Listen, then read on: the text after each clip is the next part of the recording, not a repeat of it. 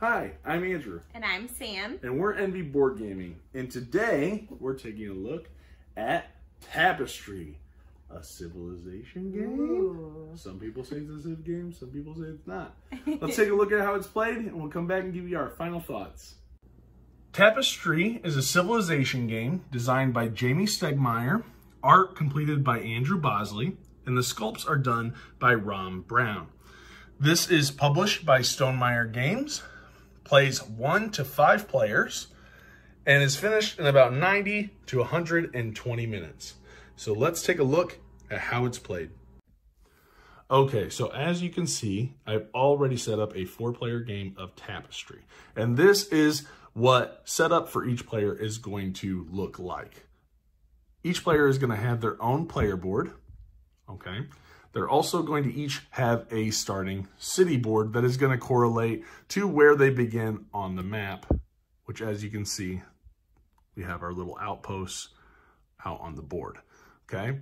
So that is how you're going to start there.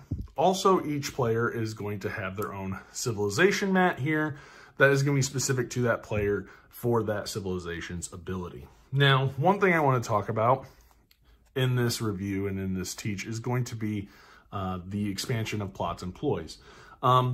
If you are looking to get the expansion with the base game, I will kind of hit on the different aspects that it provides. And one of that is going to be the starting landmark cards. So at the beginning of the game, these are going to be dealt out randomly to each player, and they're going to have an opportunity to meet this objective in order to gain that sculpt. So if you want the skyscraper here, at the end of your turn, if you have at least one complete row and column on your capital city, then you will gain this landmark. This is a landmark that only you can achieve. No one else can take this from you. And it kind of gives you a little bit of direction at the beginning of the game of how you want to start.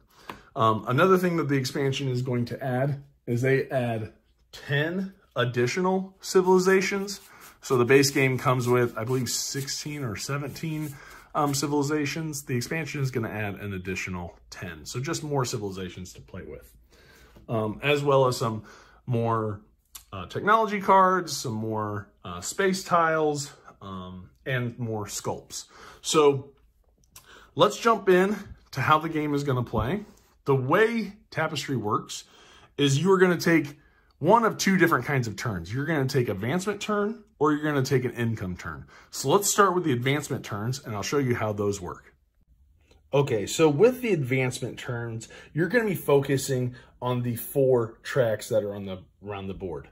So, for example, this is the military track, and then I'll briefly show you the other tracks as well. The green track is going to be the science advancement track. Then you have the blue track, which is the exploration, and then the yellow is going to be technology. All of them pretty much work the exact same way, but they're all also geared toward a different aspect of the game. But I will cover each of them pretty quickly since, again, they work very similarly. So on an advancement turn, what you're going to be doing is you're going to be advancing up an advancement track, right? So if I'm the green player and I want to advance up this military track, I will spend whatever the cost is at the top of the column that I'm going into. So if I'm coming here, I will spend 1 resource of my choice. There are 4 different ones. You have coins, you have food, you have workers, but I just like, and there's another one, I can't really remember the name. I just like to call them stars, money, mushrooms, and workers, whatever you want to call them. Okay, so you're going to be spending these resources that are on your track just by moving them up and down in order to advance up these advancement tracks. So if I were to pay 1, I would simply just move my cube 1 up and I would complete the action that is shown. And this action, it is a conquer ability. And what that means is that I'm going to be conquering a tile or a space on the board. So if I look at the board here, you can see that my capital city is here because I have 2 of my outposts there. If I were to perform a conquer action, I would take one of my outposts and I would place it on one of the adjacent spaces. Now, obviously there are no tiles here, so I cannot claim them, but I could, for instance, put one there. After I have taken that action and placed there, I'm going to roll the Conquer dice. You'll roll both of these dice, and you will get to choose one of the rewards. So I can either take one of the mushrooms, or I can take 4 victory points, okay? And that is essentially all that your turn is going to be. You're going to be continuing to advance up these tracks, and you'll be taking the action that is shown. If there's a slash, you'll do one or the other, not both. So this is how you're going to gain buildings. This is also going to be a way for you to gain Tapestry cards, and you'll see that there's a little section on some of the spaces that allow for a bonus action. For example, here, if I spend 1 resource of my choice, I will get one of the red buildings, okay? And as you are progressing up the track, you're going to see that some of them on every single track are going to have these little sculpts that you will be able to earn. If you were the first one to enter that space, you will then take that sculpt from the board and you'll be able to add it to your capital city. So for instance, I believe this is the barracks. So you'll be able to take this and add it to your capital city board, which I'll get to in a minute. Okay, and each one is going to work the exact same way. So let me show you really quickly the other actions that you could see on each of the advancement tracks. This is the military one. So this is primarily going to focus on taking, like, conquering tiles or hexes out on the board. For the technology advancement track, you're going to see a lot of this symbol. And this means that we are going to be taking cards from this track here, which are essentially different kinds of technology or inventions that your civilization is going to be making over the course of the game. So again, the track works the exact same way. This symbol means I pay any resource I want. So I would pay a resource, advance my marker up the track, and gain the benefit. So in this, I would gain one of these cards available. So I would take this, let's say I chose this one here. I would be inventing nails, and I would be adding it to my player board like so.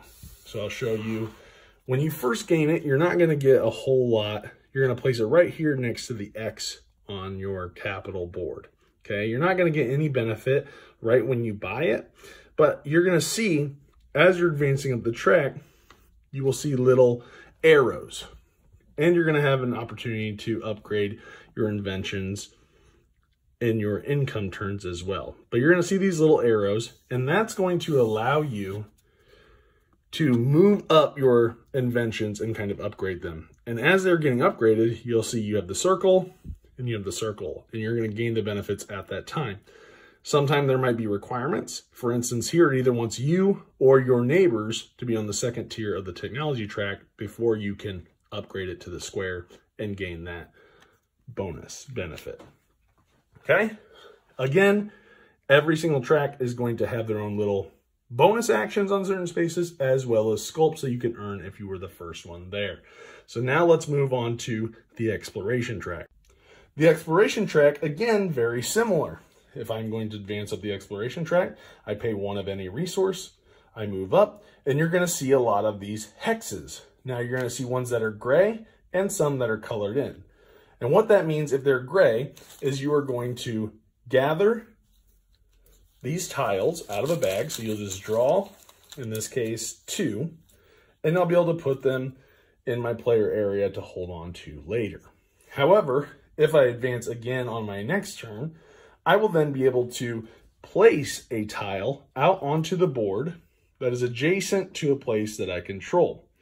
So again, if I am green, I would be able to choose one of these resources, or I guess tiles, not resources, and I will place it. Let's say I chose this tile here, and I'm going to put it right there. I am going to score victory points based on, I'm going to see if I can zoom in for you guys real quick. I'm going to gain victory points for each side of the tile that matches terrain, okay? You don't have to match all terrain. So for example, here, you see there's a landmass there and I have water. However, I have water touching there. So I will get 1 point for this side because I have at least one terrain that is matching up on that side of the tile. So I'll get 1 point here, 1 point here for water, water, and 1 point here for water, water. So I would get 3 victory points, and I would get one of the star resources to move up on my player board. So that is how placing tiles are going to work. I'm going to move back down, try to be as little shaky as I can, sorry. But as you can see, you're also going to be moving up. You can get different kinds of income boards or income buildings. You saw on the military track, that's how you're going to get the red income buildings. On the technology ones, you can get the yellow. And here for the exploration, you'll be able to get the brown. Again, there will be spaces for you to gain sculpts if you were the first one there. As well as on this exploration track, I will just point out, if you get all the way down, you are going to be able to travel to space. All right, so now let's take a look at the science track. All right, now with the science track, again, same thing, paying a resource to move your marker up 1, okay? And what this is you're gonna see a lot of this, where you're gonna be able to roll this dice, and you're going to potentially, so here you can see it'll have either an X, or over here, no X.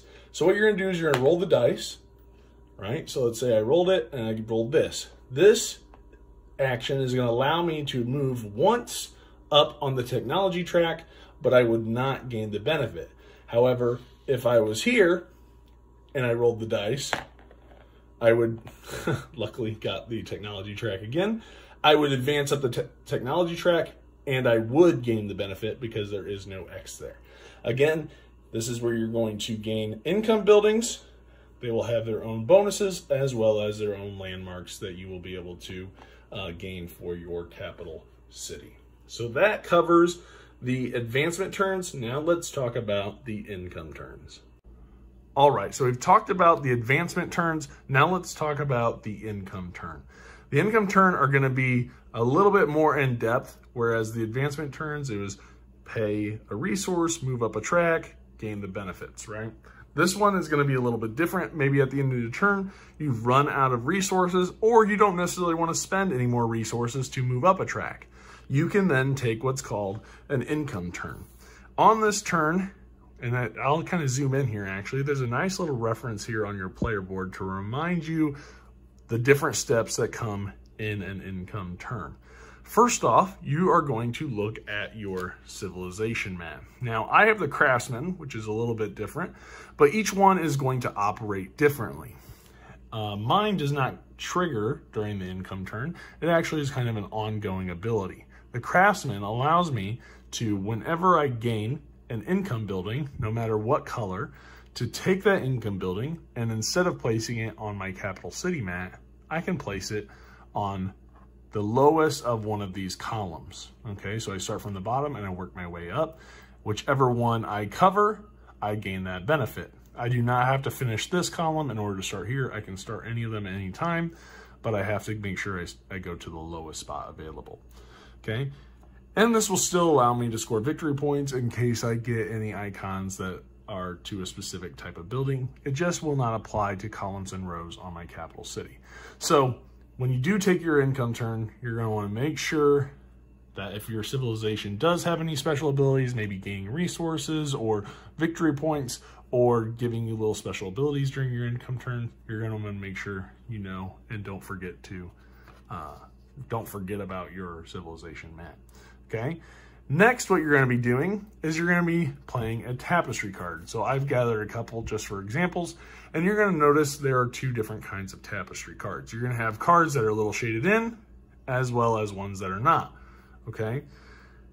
Let's talk about the ones that are not shaded in first. What you're going to do is you're going to go through your hand, and you're going to pick one to play on your player board here. If you were the first one to play a tapestry card on that space, you will gain a resource. So let's say I chose this tapestry card. This is going to give me an ability for the next era. So if I advance on the science track, I gain 2 victory points. When I roll the science die, instead I get to roll it twice and I get to choose one of the results. So if I were the first to enter this era, I would gain a resource, and then for the entire time of this era, I will be able to use this ability. So maybe during this era, I will want to advance up the science track as much as I can to take advantage of that. However, let's say I didn't play that card. Let's say I played the trap card. Now, cards that are shaded in are going to be able to play not necessarily just for Tapestry cards, but maybe if somebody, for example, with the trap, I can discard this card if somebody tries to conquer my territory. If I do, I gain a resource and I topple their outposts instead of them toppling mine when they try to conquer. However, this card can still be played as a Tapestry, and if I do, I'm going to gain 10 victory points. So I could play that. It's a one-time when played card. So you're going to have when played cards, and then you're going to have this era cards that have ongoing abilities. Now, with the expansion of Plots and Ploys, it's also going to add some new cards. For instance, this one, Entertain the Masses. This, when you play, you are going to gain that sculpt. So, for example, this one. So when played, you'll gain it, and you'll immediately be able to place it in your capital city. So that is how you're going to do the second step of your income turn. For the third step, I'm going to move over to the capital city and the invention portion to show that. Now, with this portion of the income turn, first you are going to take a look at your inventions. I have taken a few just for examples, but let's say it's a few turns into the game, and this is where I'm at with my capital board as well as my inventions. Now, on my turn, I will get one free upgrade. So I could choose any card, and I can have any number of inventions on each row. I could have 6 different ones right here. It does not matter. But I will get one free upgrade. I could upgrade from here to here or from here to here. It does not matter which one I choose. However, I want to make sure that if I am upgrading, that I do meet the requirements needed. Now, for the circle, there are never any requirements. So I could just simply upgrade this here and get one worker resource as my benefit. Or I could advance this one, and I would get a Tapestry card. I won't go too much into detail with that. With the top one, as I had mentioned briefly before, you are going to advance up here so long as you meet the requirement. So for this one, I have to have either me or my 2 neighbors would have to be on telephone. Telephone is one of the inventions. I'm going to try to do this that you will see on your player board. So I will try to do it. It's actually right there. So as you can see, I have uncovered telephone, meaning I can advance that technology. Sorry for the bumpiness there. Okay.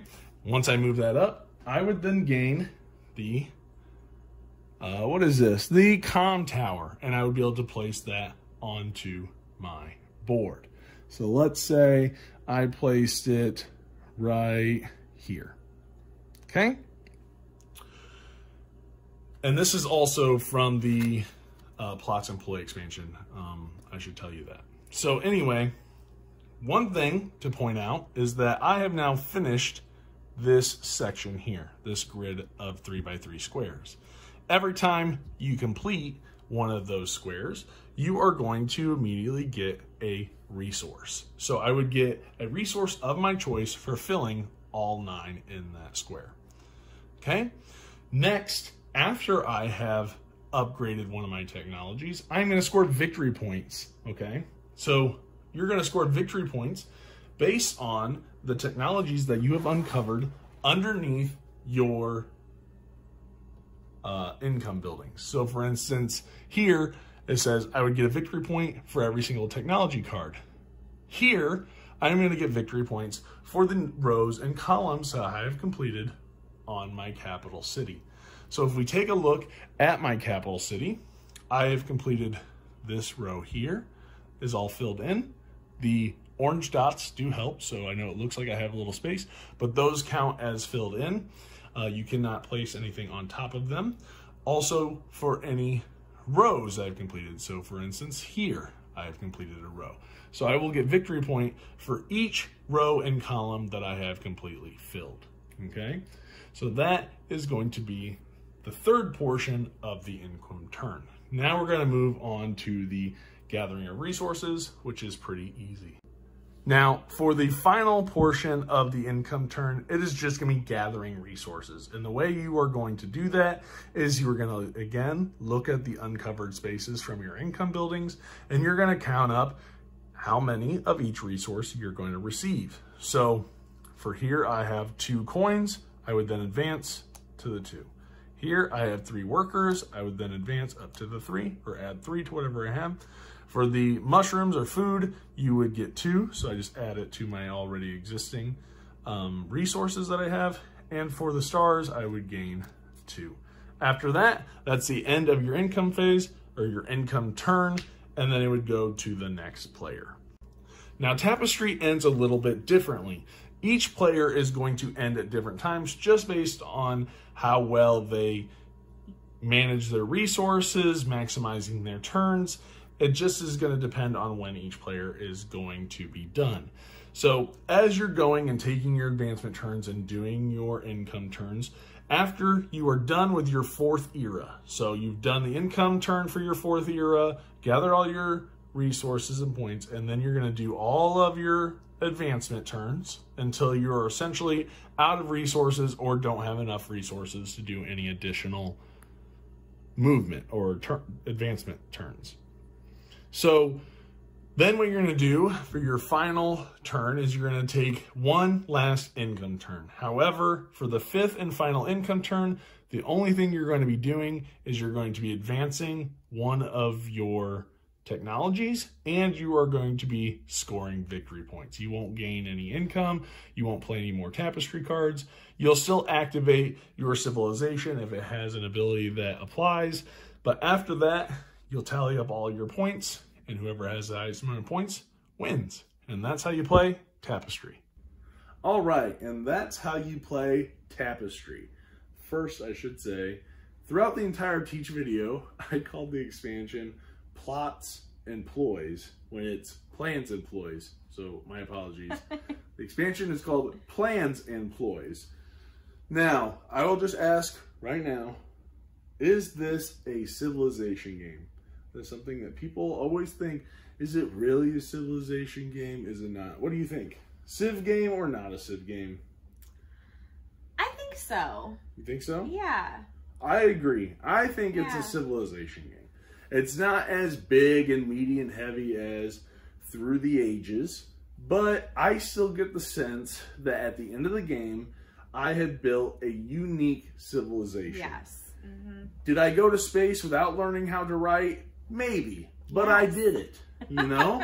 Which makes no sense. Was I able to, you know, invent some ridiculous things without ever, I think breeding is one of them. Maybe I never learned how to breed. I don't know how we got here, but we're here. Okay? I think it's a civilization game. I have a capital city. I have unique inventions. I've learned different things.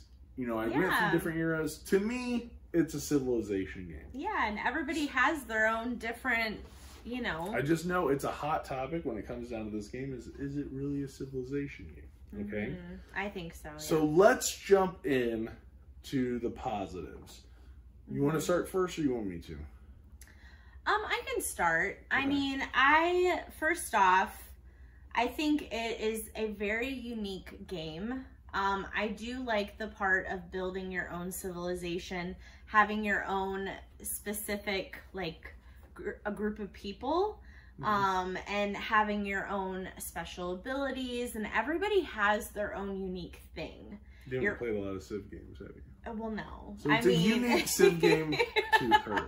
To me. I'm just, like, we have our own thing, we do our own thing. Well, no, I'm saying just unique. In general, it's a unique game. I'm just giving you a hard time. I mean, how often do you have, like, you know, you have basically hippies that live in the woods, and I had the hippies that made it to space. Yes. We went from tree hugger to moon huggers. We did. And so I wish I could remember. What? I wish I could remember, like, what specific. You were the mystics or fortune tellers the one time, and you could not tell the future at all. I couldn't. I was like, whatever you guys are smoking, it's not working. Okay? Yeah, and then I think I played the tree hugger people, and the hippies or whatever you want to call them. But anyway, yeah, I just, it is for me, maybe not for other people, but for me, it is a heavier game, but it's a heavier game that I still enjoy. Right. It's heavier, but not too heavy. Like some civilization games are way too heavy, and you have to sit down and you have to play it for 3-4 hours. Yeah. And this game plays in what, 90 to 120 minutes. Really, it's a quick Civ game. And can I just say, it's gorgeous. It is beautiful. Same artist as Everdell, as Merchants of the Dark Road. Andrew Bosley does amazing. The sculpts by Ron Brown, love the sculpts. They're so detailed. I love that, you know, you don't have to worry about having to paint them or anything, but they just look really good. And I think it's a stellar design by Jamie Stegmaier. The only thing, there is one thing I will say, is that with the expansion, and even before they came out with the expansion, they had some balancing issues.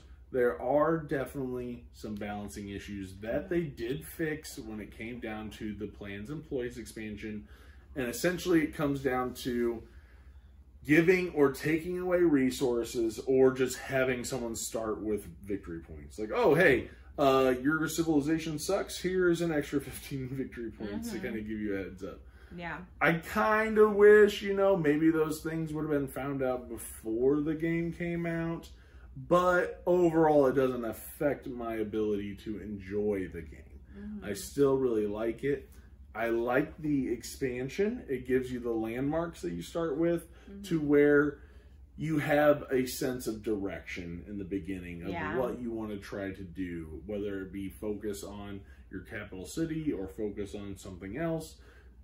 It's really nice that you have those options, and you know, it does add more cards, more inventions, more tapestry cards, just and more space.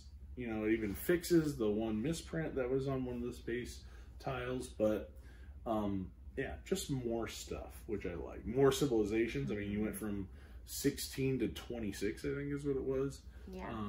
But yeah, I like, you know, it's essentially, you have two different kinds of turns. You're either moving up one of those tracks or you are moving on to the next era. And I like the fact that everybody ends the game at a different time. There's been games where you might have finished up and I've taken another 4 or 5 turns, you know? And it really just comes down to how efficiently can you use your resources, being able to make sure that you're competitive on those tracks to where you can move up and get those additional like landmarks of those buildings that you can get, and you're filling up your capital city, you're getting more resources. But I also like the unique abilities of each of the characters, whether it be I can take those little buildings and I can move up tracks, or I can take my income buildings and I can actually put them out on the board and on the map and everything. And I get the sense of exploration. Fit them in the, you know, make sure they fit in your little spaces. In your capital city, but I like that I get a sense of exploration when I explore. The military, I don't get a huge sense of military. I mean, you're literally just toppling over an outpost at most. But when I'm inventing, I feel like I'm inventing something. When I'm doing science, I mean, mostly I'm rolling a dice, so I get that. But the theme is there. I mean, some places more so than others, but I love going to space. Right. I know you do. If she can ever explore, that's what she's gonna do. Yeah. And so yeah, I think the game is pretty much well done. I wish they would have fixed some balancing issues. I wish that you know, I mean, to me it is a Civ game, and it fits it into 90 to 120 minutes. I really enjoyed it. I really did. Yeah, I don't have too much experience with Civ games, but I love too the buildings. I feel like are awesome, and they're actual, I mean, like, they're cool painted pieces, and so I think that makes it I don't know, just it makes it more exciting. You can see your capital city when you're all done is really neat. And it is a race, you know, because you're looking over at whoever you're playing with and being like, oh, are they going to get that building first? Right. You know, so I know that it is a race to kind of like who's going to get it first kind of thing. So there is kind of that competitive part to it as well. Right. Overall production, really good. I do think in the early copies, because I had got one of the first print runs, the pictures on the back of the civilization were like flipped. So it's just little minor things like that, but nothing too crazy. If you like the game, I would say get the expansion. It just adds more stuff. But, you know, overall, this is one that I really enjoy. Probably, this is one of my more favorite Jamie Stegmaier games. I like this. This is up there with like Viticulture with me. I like this one kind of almost equal with Viticulture. Very good game. So the one thing I will say about production that I've found is that they put like the linen finish on like almost everything. And sometimes like my nail will kind of like maybe rub against it or something, and I'll get like that nails on a chalkboard kind of feeling. I'm like, I've never had that happen. It's so nicely done. It's almost too nicely done. But it's such a minor gripe. Anyway, I won't drag this out any longer. I will say, for me, this is an 8. This is an 8 for me. I think I'm gonna go with like a 7.5. Okay. Okay. Yeah. But it's a really good 8.